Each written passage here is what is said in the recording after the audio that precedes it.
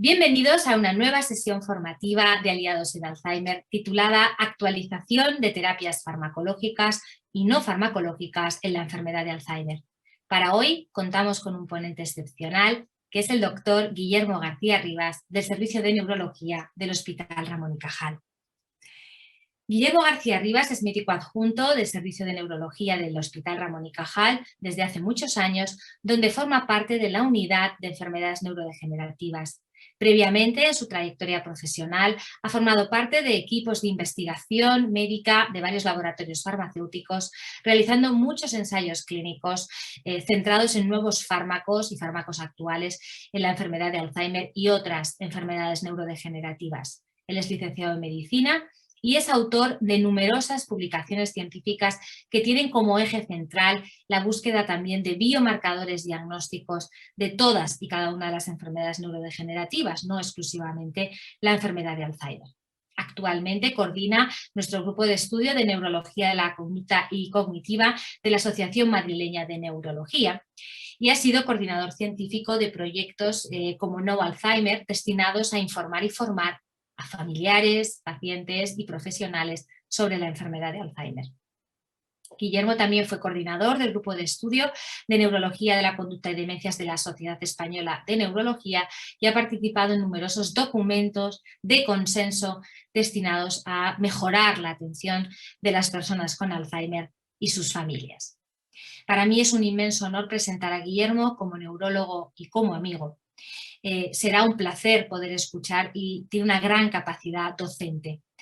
Voy a invitarles a todos ustedes que a lo largo de la retransmisión nos lancen muchísimas preguntas que vayan surgiendo sobre dudas o conceptos que el doctor García Rivas nos vaya a transmitir y les daremos contestación al final de la ponencia. Gracias.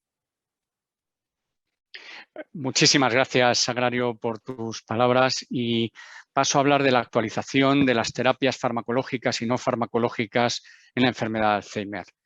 Estos son mis conflictos de intereses. He trabajado con muchos de los fármacos de los que voy a hablar y en ensayos clínicos, pero la información que voy a dar es pública y son mis propias opiniones.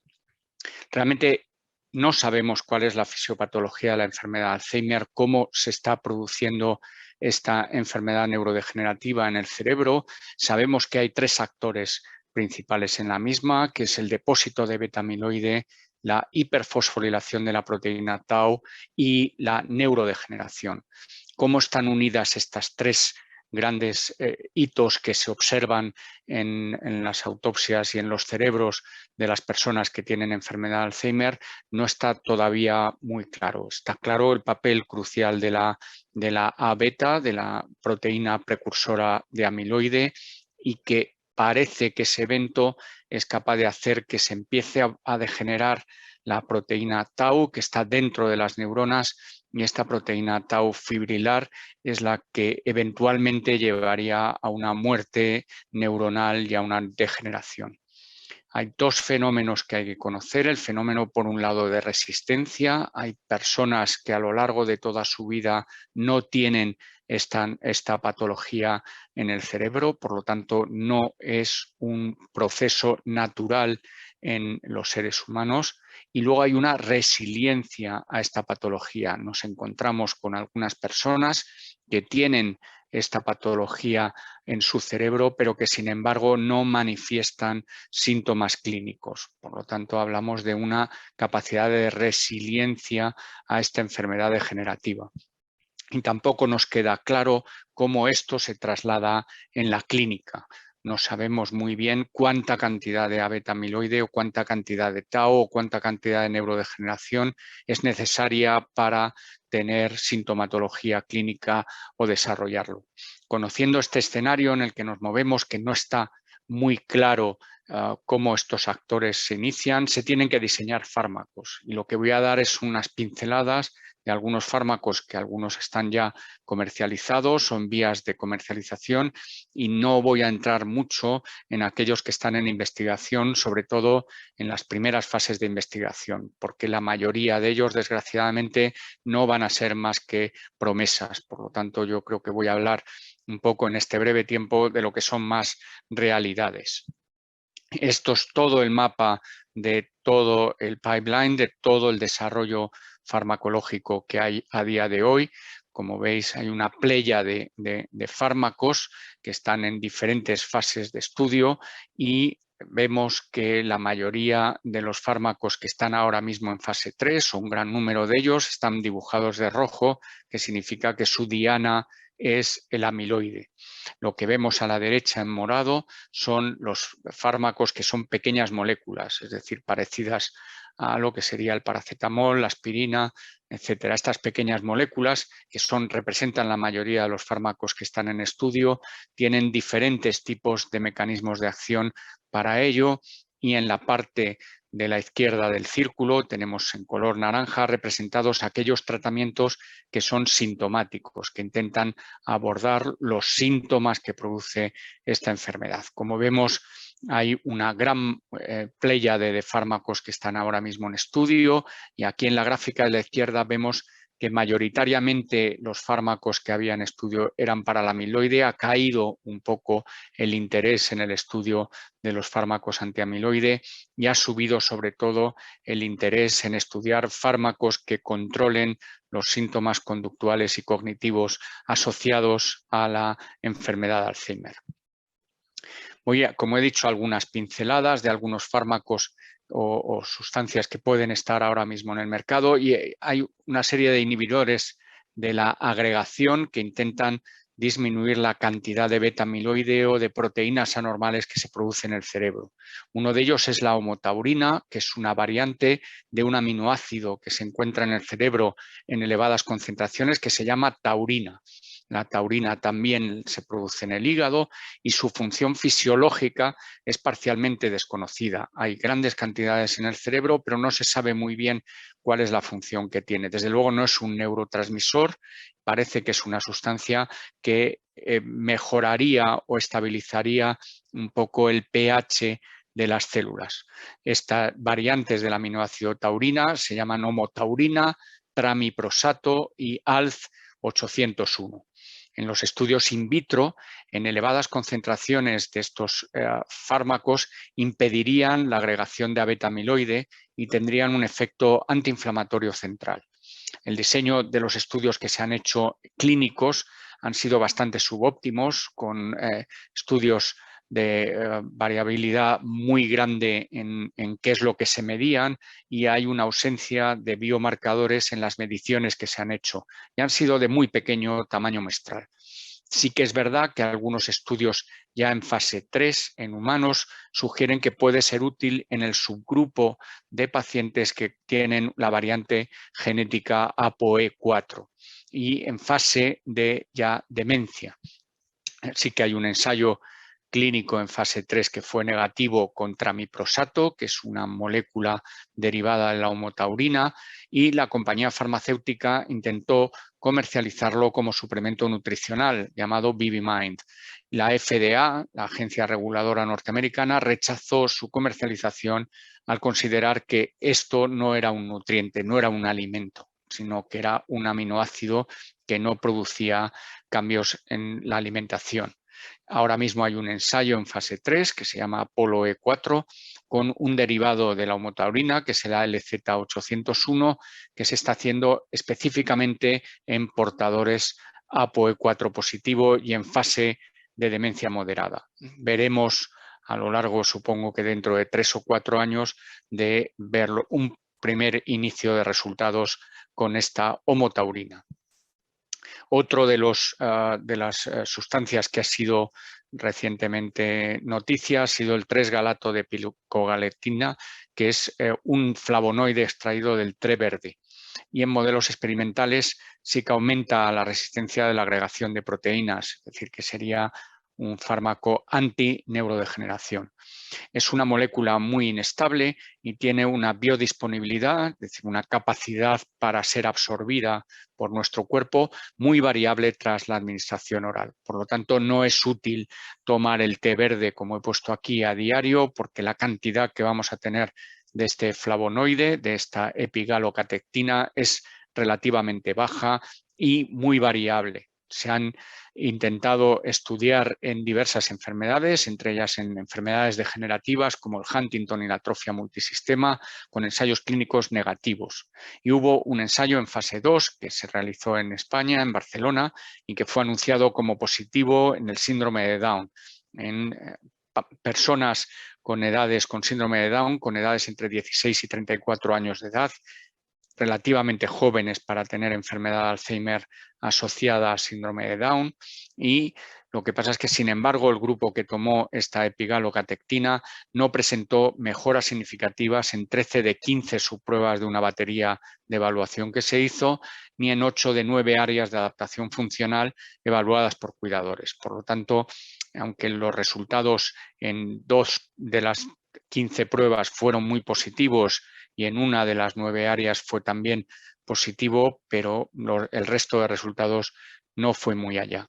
Y se está haciendo ahora un ensayo en personas asintomáticas portadoras de APOE4 y tendremos, supongo, que los resultados aproximadamente en unos 5 o 6 años. Otra también de las moléculas que recientemente ha sido comercializada, en este caso en China, es el oligomanato, también denominado GV de Green Valley, que es la empresa china que lo ha diseñado, 917. Es un azúcar derivado de una alga parda, que es un conjunto de moléculas similares y de azúcares de longitud diferente, y que previamente se había intentado utilizar como remedio contra el cáncer. Fueron los estudios negativos y se pasó al estudio de la enfermedad de Alzheimer. La idea que se subyace en este tratamiento es que modifica nuestra microbiota intestinal, es decir, actúa modificando el tipo de bacterias que tenemos en nuestro intestino. Y esta modificación de bacterias que tenemos en nuestro intestino disminuiría la proinflamación y impediría que hubiera una agregación cerebral. Por lo tanto, estamos hablando de una conexión entre intestino y cerebro. Algunos han pensado que podría tener actividad frente al herpes simple, al virus del herpes, que a veces se puede alojar a nivel cerebral. El hecho es que ha sido autorizado en China con un ensayo clínico positivo solamente en datos cognitivos. Los datos funcionales fueron negativos. Los pacientes no pueden tomar conjuntamente donepezilo, es un criterio de exclusión, y bueno, hay que decir que hay algunas dudas de que haya fraudes de publicación, porque en algunos estudios básicos de esta compañía ya se han presentado datos de dudas. Aquí abajo vemos unos datos presentados en una publicación representando estos dos tipos de muestras de tejido que teóricamente son distintas, pero una está dada a la vuelta de la otra, y lo presentan como si fueran dos experimentos diferentes. Asimismo, en la gráfica original, como vemos, los que tomaron el oligomanato tienen una mejoría inicial, también lo tiene placebo, que son los que van en azul. Los dos grupos más o menos son paralelos y solo al final el grupo placebo cae espectacularmente y el grupo activo sube espectacularmente también. O sea que llama la atención este comportamiento divergente que tienen las gráficas justo al final del ensayo. Y también es de notar que, si se fijan, los barras de desviación estándar de la muestra son prácticamente iguales a lo largo de todo el estudio, cuando lo habitual es que a medida que se va perdiendo pacientes y a medida que la población va siendo más dispersa, pues tengamos unas barras más largas a lo largo de todo el estudio y no la misma dispersión durante todo el estudio. Otro de las sustancias que está comercializada es el extracto de ginkgo biloba 761, de ahí su acrónimo EGB761, que es un medicamento porque es un producto medicinal, es un fitofármaco que tiene una composición fija de alcaloides de las hojas del ginkgo biloba. Este es el árbol del ginkgo, y de las hojas se hace un extracto seco que tiene una cantidad exacta de flavonoides de este árbol. Se realizó un ensayo clínico que fue negativo en Estados Unidos y la evaluación que ha hecho la Cochrane de 9 ensayos clínicos en deterioro cognitivo y demencia vascular, demencia tipo Alzheimer, como vemos aquí, ha sido negativo en demencia, Alzheimer sin demencia vascular, Alzheimer con demencia vascular y Alzheimer, y sin embargo ha sido positivo justo con la P menor de 0,05, que es el estándar, en demencia vascular sin Alzheimer.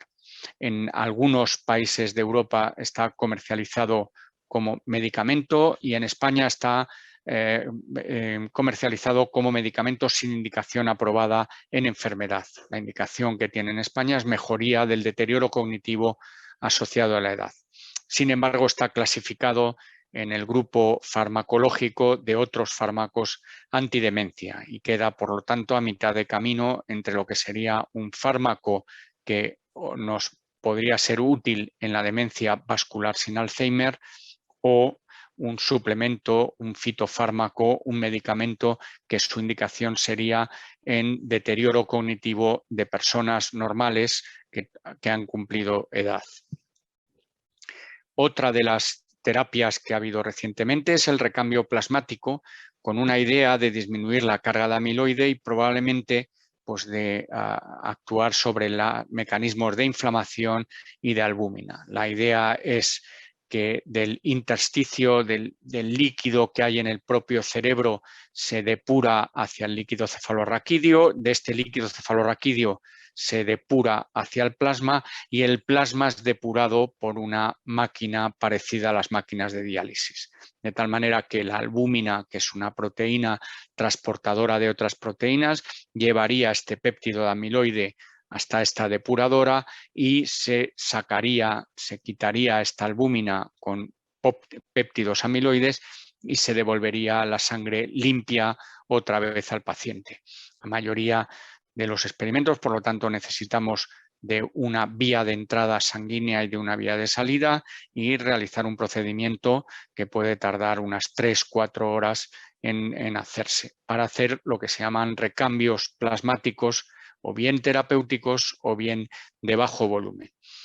Teniendo esto, se hizo un ensayo clínico por la compañía Grifols española, que se llama el ensayo ARBAR, que demostró una mejoría significativa a los 6 meses en pacientes tratados con este recambio plasmático justo durante 12 meses de tratamiento. O sea, al final el ensayo es de 15 meses de tratamiento.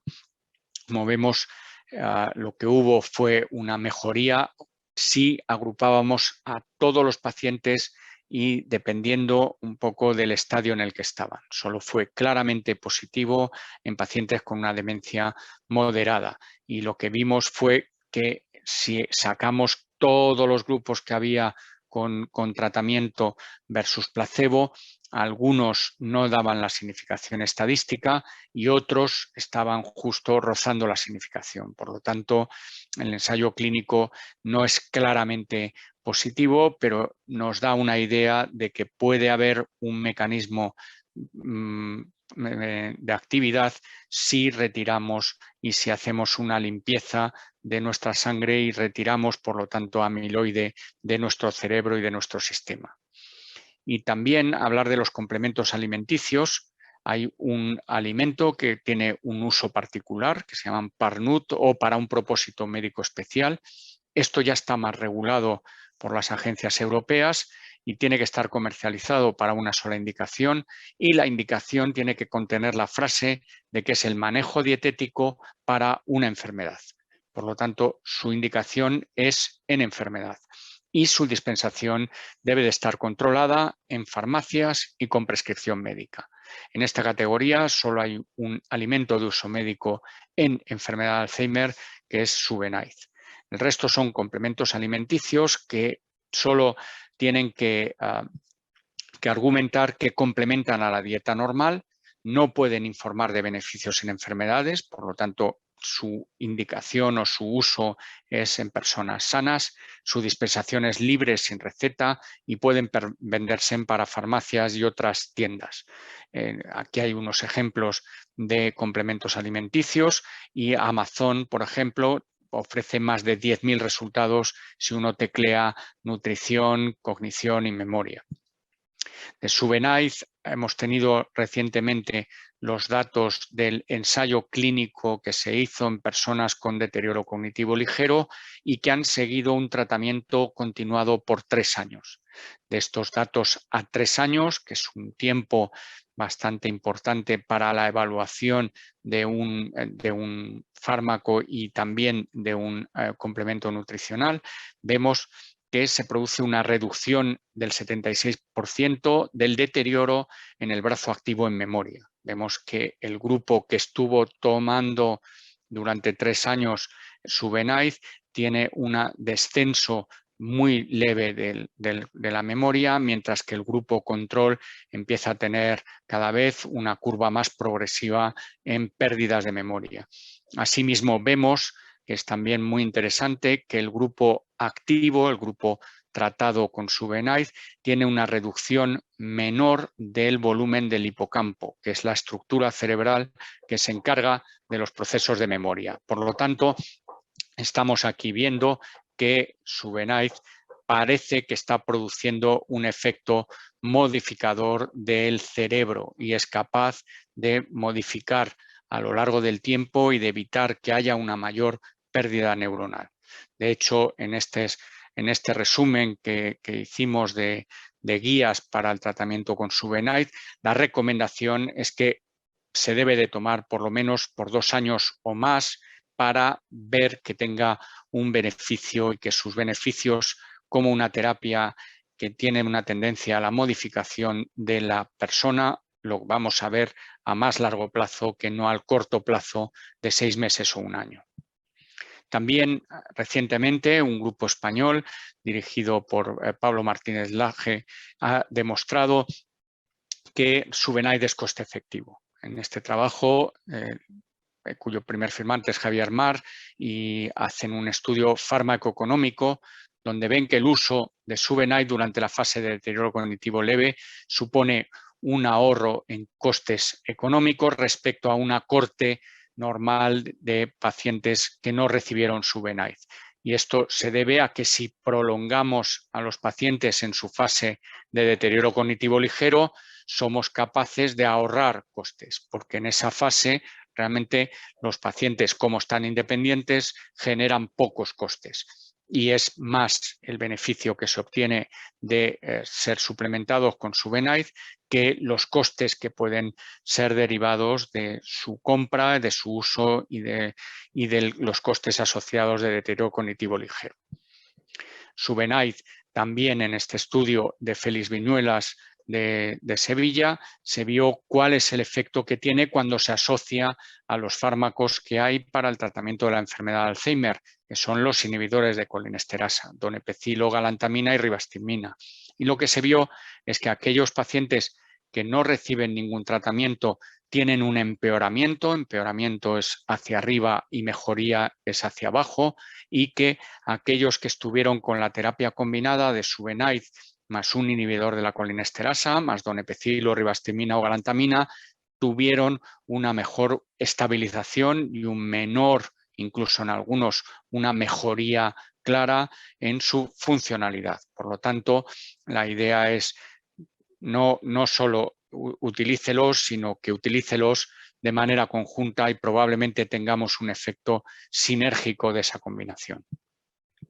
También de este trabajo que ha presentado mi presentadora, Sagrario Manzano, se ve que hay una estabilización en memoria, en praxis y en orientación y en funciones ejecutivas, así como un empeoramiento más leve en el PET de FDG, que nos mide un poco cuál es la cantidad de neurodegeneración que hay en personas con deterioro cognitivo ligero que estuvieron tratadas con Subenaiz.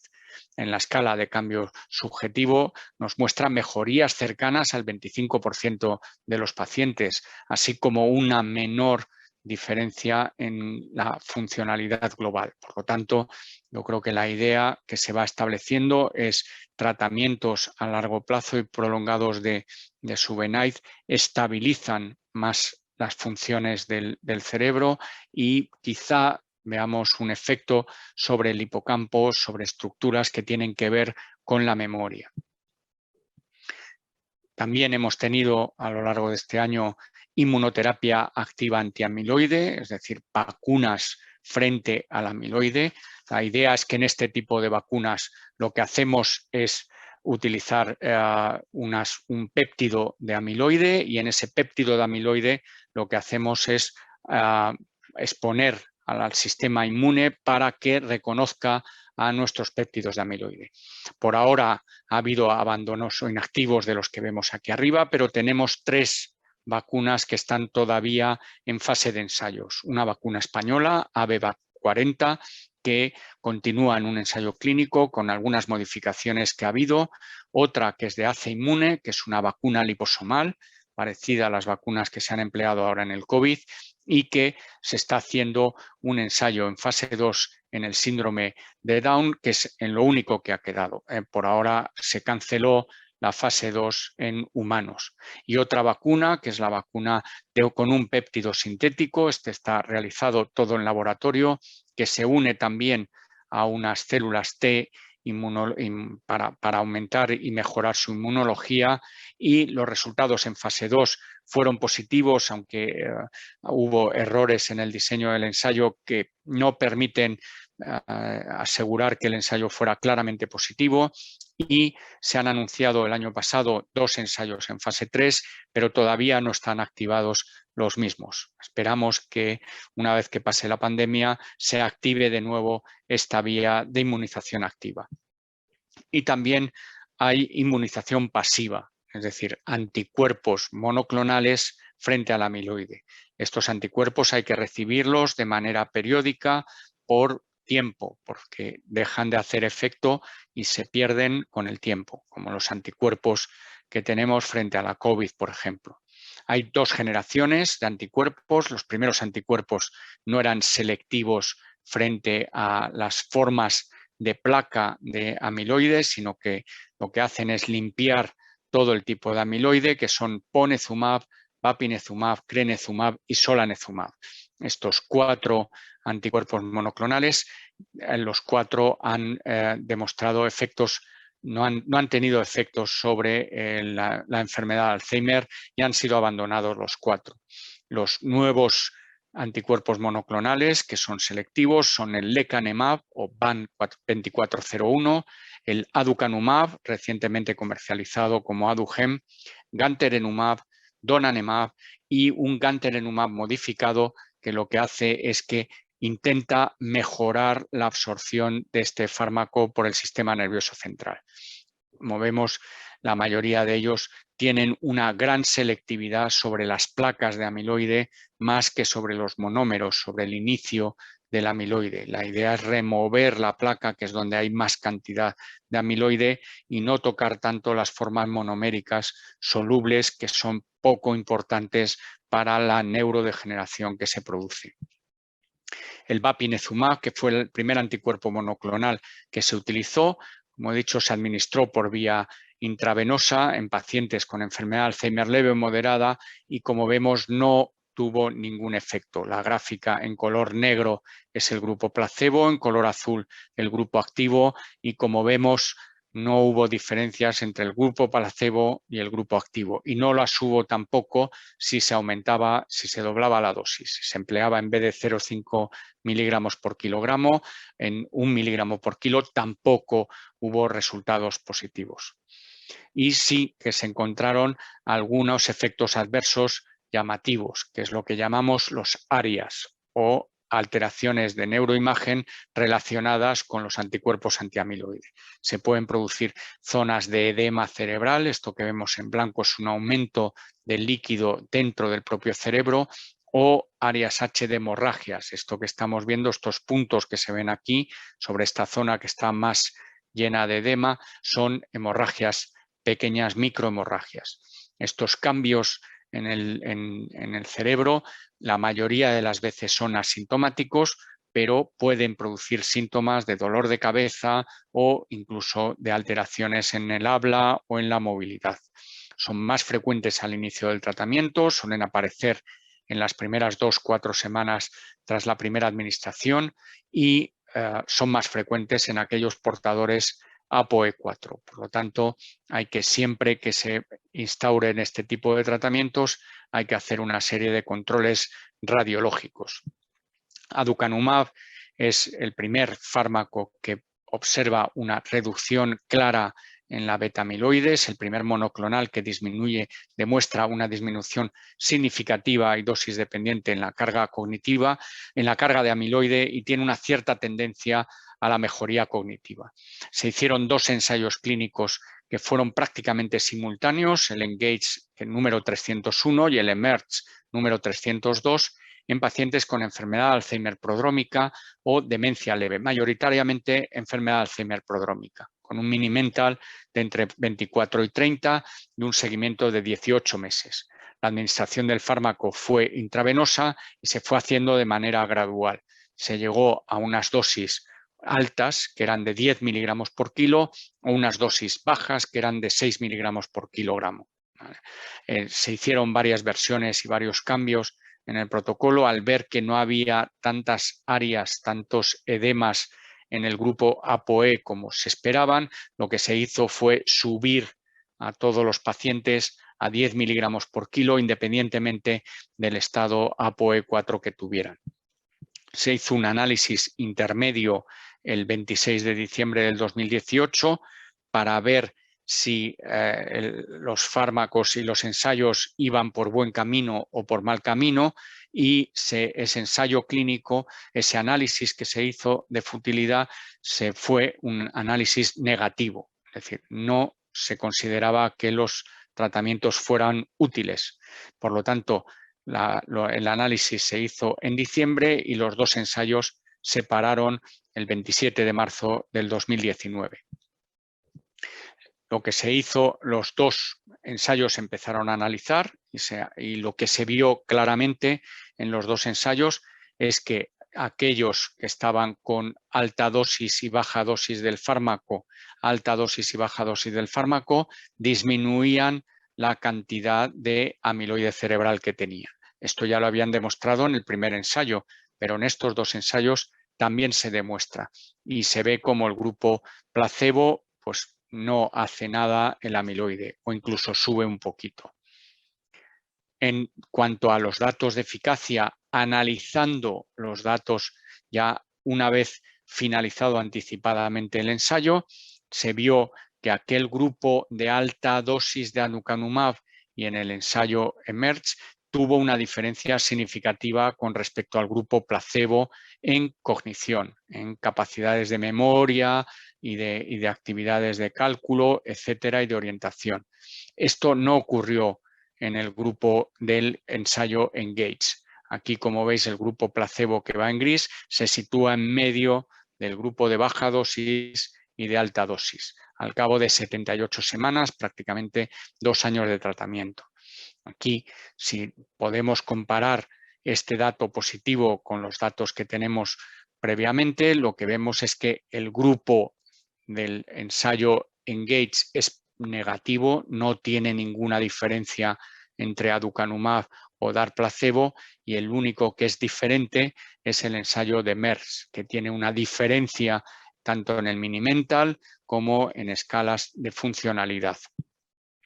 Si comparamos estos datos de aquí de la izquierda que tenemos, vemos que la diferencia que obtenemos entre placebo y el grupo de alta dosis es aproximadamente de un 25%.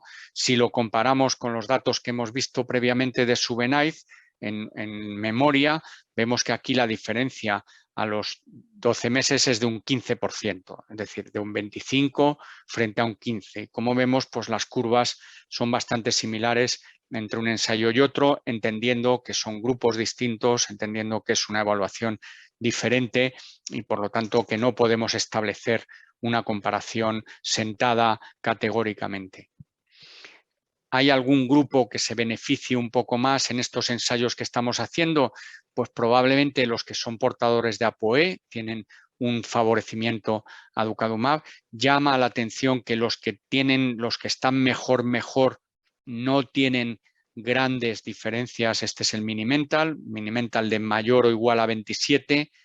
Parece que no favorece grandemente el utilizar aducanumab. En aquellos que tienen un Minimental menor de 26 hay un cierto favorecimiento de aducanumab, pero ya sabemos que los datos que hay son en un ensayo que está cortado y que no tiene potencia estadística suficiente como para que podamos decir que estos datos son claros para ello. La incidencia que hubo de ARIAS, aproximadamente un 40% en el grupo de alta dosis, de ellas prácticamente el 80% asintomáticas, un 20% de estas ARIAS fueron sintomáticas. Es decir, la mitad, un poquito menos de la mitad de los pacientes tuvieron alguna ARIA y de ellos, pues relativamente 1 de cada 5 va a ser sintomática. La valoración económica que ha hecho la compañía es de un precio más o menos estándar de un tratamiento de unos 50.000 euros o $50.000 por año, y una empresa independiente, un instituto clínico económico, ha hecho recientemente un informe sobre cuál sería el valor de este fármaco con los datos que ha aportado y considera que el costo que tendría que ser de unos 3.000 a 8.000 euros por año, lo que supone un 85 a un 95% menos del precio que ha puesto la compañía Biogen en Estados Unidos. Actualmente está pendiente de valoración por la Agencia Europea del Medicamento, la española después, y veremos qué deciden con los datos que les han presentado en estos momentos y de los cuales yo le he hecho un pequeño extracto.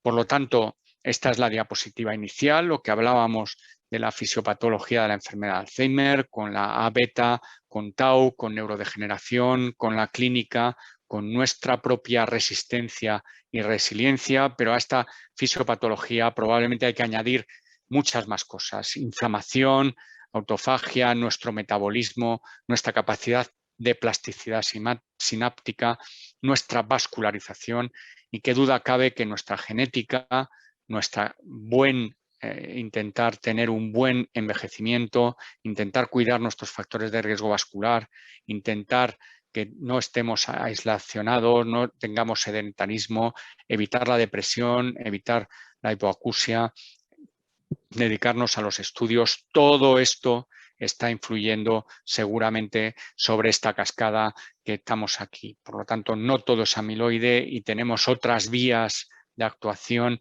de tratamientos que probablemente sean los que en un futuro nos ayuden a combatir esta enfermedad mejor.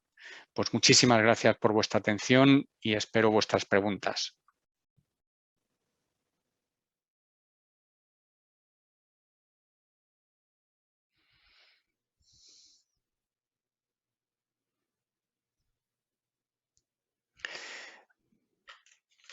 Muy bien, pues tenemos algunas preguntas. Voy a iniciar con una pregunta sobre aducanumab, que nos dice: ¿qué pacientes serán los tratados con aducanumab? Bueno, en principio tenemos que ver en Europa cómo va a quedar el tema de la resolución que tiene que hacer la Agencia del Medicamento y valorar en ese momento cuáles son las indicaciones o los perfiles que nos van a hacer. Probablemente tienen que ser pacientes jóvenes, pacientes que están muy al principio de su enfermedad, aunque los datos que tenemos no nos dejan muy claramente definido que en ellos vaya a haber mayor beneficio, y probablemente aquellos que tengan este factor de riesgo genético, que es ser portador de la apolipoproteína E4, que ahora mismo de rutina tampoco lo estamos haciendo en la clínica, pero seguramente será ese tipo de personas a las que primero habrá que dirigirse cuando este fármaco se comercialice. Ya digo, tendrán que ser también las autoridades sanitarias las que nos den un poco más de luz y de dirección en qué tipo de personas son las que podrán beneficiarse más de este tratamiento y por cuánto tiempo. Tenemos otra pregunta, es si Subenaid se puede sustituir por otros suplementos. Bueno, como he puesto en la diapositiva, el único alimento de uso médico que hay ahora mismo disponible es Subenaid. Es la única combinación de nutrientes que está autorizada para su uso en enfermedad de Alzheimer. El resto lo que están es permitidos para mejorar el deterioro cognitivo propio de la edad y por lo tanto para refortalecer más a un individuo sano que no tiene una enfermedad y que está pues teniendo pequeñas lagunas de memoria, y en esos casos ese tipo de suplementos se podrían utilizar. Pero si estamos hablando de una persona que tiene una enfermedad de Alzheimer, que tiene una enfermedad de Alzheimer inicial, prodrómica, que tiene un deterioro cognitivo debido a enfermedad de Alzheimer, tendríamos que utilizar conjuntamente con otros fármacos que tenemos, de los cuales ya llevan comercializados unos 20 años, tendríamos esta nueva suplemento nutricional que nos sirve y que ha demostrado que a largo plazo tiene un beneficio en aspectos cognitivos. Muy bien, pues muchísimas gracias a todos por vuestra atención. Quedo disponible para cualquier pregunta que queráis hacer después, para mandarla por escrito y hacer las respuestas correspondientes. Un saludo cordial y agradecer a Nutricia y a CEAFA el que hayan colaborado en esta serie de charlas de aliados en Alzheimer y de intentar dar a conocer todos los aspectos que tienen que ver con esta terrible enfermedad que es la pandemia gris del siglo XXI. Un abrazo fuerte virtual para todos.